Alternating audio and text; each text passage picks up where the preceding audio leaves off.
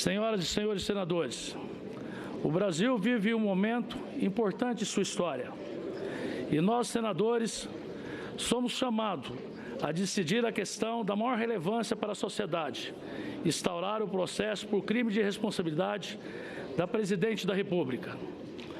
Ao longo de mais de um ano, temos assistido, horrorizados, uma sucessão interminável de denúncias de corrupção. O Brasil vive uma crise política e econômica sem precedentes. Mais que isso, uma inédita crise de confiança e de representatividade. A maioria esmagadora da população brasileira rejeita sua governante. Ela se tornou impopular pela falta de respeito à moralidade. E por isso, estamos votando o relatório do senador Antônio Anastasia, ponto alto do momento político que vive o Brasil. Tive o cuidado de ler com atenção o relatório. Quanto mais eu lia e acompanhava as discussões da Comissão Especial de Impeachment, mais pude ter certeza de que sempre estive do lado certo do debate.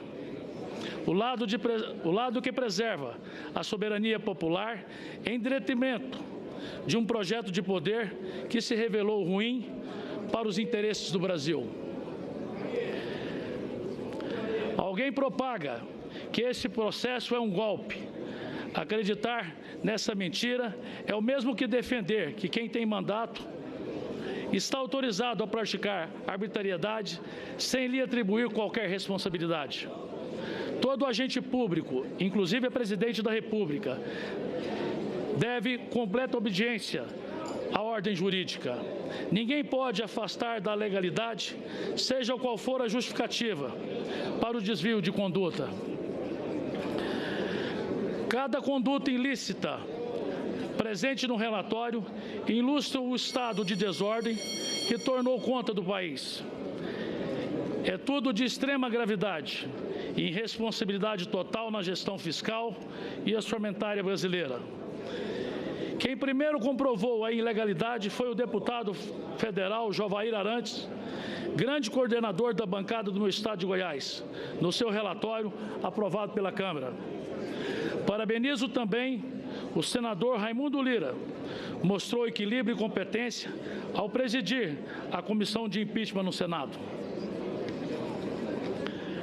Por mais que a Presidente da República tente se defender sua gestão, o senador Antônio Anastasia também mostrou o conjunto de irregularidades. A denúncia tem todo o requisito necessário para a instalação do processo de impedimento da Presidente. Além do mar de ilegalidade, a economia brasileira pagou um alto preço, agoniza e pede socorro. Porém, as instituições se mostraram fortes. O empresariado resistiu como pôde, o trabalhador sobreviveu, mesmo perdendo o poder de compra e até mesmo seu emprego. Ou seja, o brasileiro continua de pé graças à própria luta. Apesar da maior carga tributária do mundo e a volta da inflação. O emprego é o melhor programa social. O empreendedorismo é o melhor projeto para a vida, para mudar de vida. Não há nada mais indigno e humilhante para uma pessoa de que não conseguir sustentar sua família.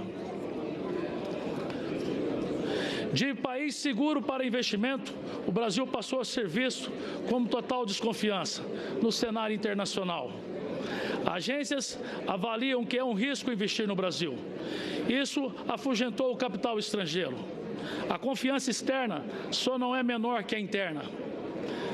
A Presidente dá demonstrações claras de que não tem prestígio, nem força e nem respaldo político. Nem se ela quisesse, conseguiria efetuar a mudança de que o Brasil precisa. O isolamento fez dela uma ilha, cercada de problemas para todos os lados. Tamanha crise só pode ser resolvida com a colisão que restaure a governabilidade e traga confiança. Que só será possível através do imediato afastamento do Presidente da República.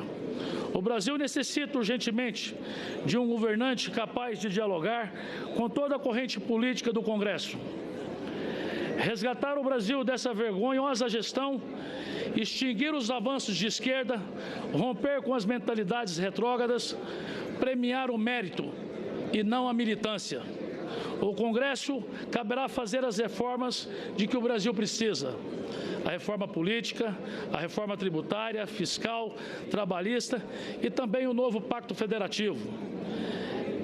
É hora de iniciativas modernas, como a terceirização, as organizações sociais.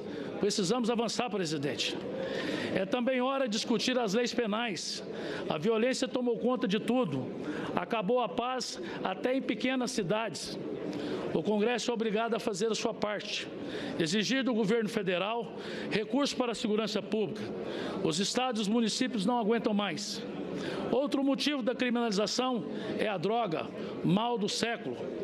Precisamos jogar duro contra o tráfico, retomar o controle das ruas, devolver as praças para as famílias, acabar com a Cracolândia e com a boca de fumo, confiscar os bens do tráfico e investir na recuperação dos dependentes químicos.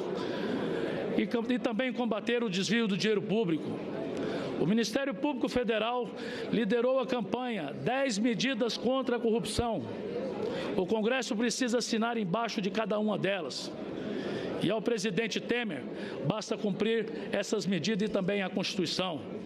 Para combater a recessão, foi publicado um documento, A Ponte para o Futuro. Nele se restaura a fé na vocação empreendedora do brasileiro. O que falta ao nosso povo é oportunidade. Falta ao novo presidente dar essa oportunidade aos brasileiros. No documento, Temer aponta um caminho para superar a estagnação econômica que traz tanta dor e sofrimento ao nosso povo. Na contramão da crise, o meu estado de Goiás, presidente, dá um bom exemplo. Na gestão competente do governador Marconi Perillo, Goiás cresce acima da média nacional. Um dos motivos é que o governador visita os 246 municípios goianos a cada mandato. E é disso que um governante precisa: entender a realidade local de suas desigualdades e não gerar mais dificuldades que piore a realidade. Deposito em Michel Temer a minha confiança, a minha esperança de que dias melhores virão. Acredito em sua capacidade de diálogo com toda a classe política, sem observar bandeira partidária, e que toda a sociedade civil organizada. Temer precisa integrar a presidência da República a esse país continental. A exemplo de Marconi, Temer deve percorrer o Brasil, acompanhado de seus ministérios. Não adianta ficar em Brasília, a agenda deve ser pelo Brasil adentro, longe de gabinetes, perto da dificuldade do povo. Outro ilustre goiano, Henrique Meirelles, provavelmente assumirá o Ministério da Fazenda. Meirelles foi excelente na iniciativa privada e também no Banco Central. Vai enfrentar desafios enormes. Seu brilho estará em fazer o óbvio, manter dentro do orçamento tudo que gastar, e gastar só o que tem, e não quebrar os contribuintes. Meirelles é um técnico com sensibilidade política, sabe que o problema está nos municípios, sabe que não se pode dar atribuição à prefeitura sem destinar recursos. A população acha que a pedalada foi o mínimo que a presidente cometeu. Por esse ângulo, o voto deve ser técnico, mas também político, pelo conjunto da obra da presidente, que transformou a maior empresa brasileira numa central de escândalo pela má gestão nas estatais, principalmente na Petrobras, na Eletrobras, no arrombamento dos fundos de pensão, no aparelhamento do setor público e pelo dinheiro do BNDES gasto em outros países. As vozes roucas das ruas exigem uma providência. Da parte do Senado, vamos virar essa página, deixar aí na história esse dia de recomeço. Não voto com alegria, mas com o dever. Nada pessoal contra a presidente. Sou igual à maioria dos parlamentares. Nunca tive contato com ela. A presidente sempre evitou o Congresso. Portanto, não julgo a pessoa, analiso o relatório. Vamos deixar ao novo presidente A esperança que a sua primeira obra seja derrubar os muros usados para dividir o Brasil e construir a ponte para o futuro. O Brasil não vai mais perder tempo. O tempo a ser perdido já se acabou. Voto sim ao relatório do senador Antônio Anastasia, sim ao prosseguimento do processo de impeachment da presidente, por entender que ela cometeu, sim, um conjunto de crimes apontado na denúncia. Para encerrar, presidente, sugiro ao novo presidente Michel Temer que acabe com mais um erro do governo que termina nesta noite. Percorra o Brasil junto com seus ministros. Fique no mínimo 2 dias por ano em cada estado. Só assim, para conhecer de perto o Brasil, saber da realidade em cada lugar. Temer vai evitar programas genéricos. A necessidade de um estado é diferente da do outro. E o único detalhe que une o país é lutar pelo fim do atraso. Era esse meu pronunciamento, presidente. Muito obrigado.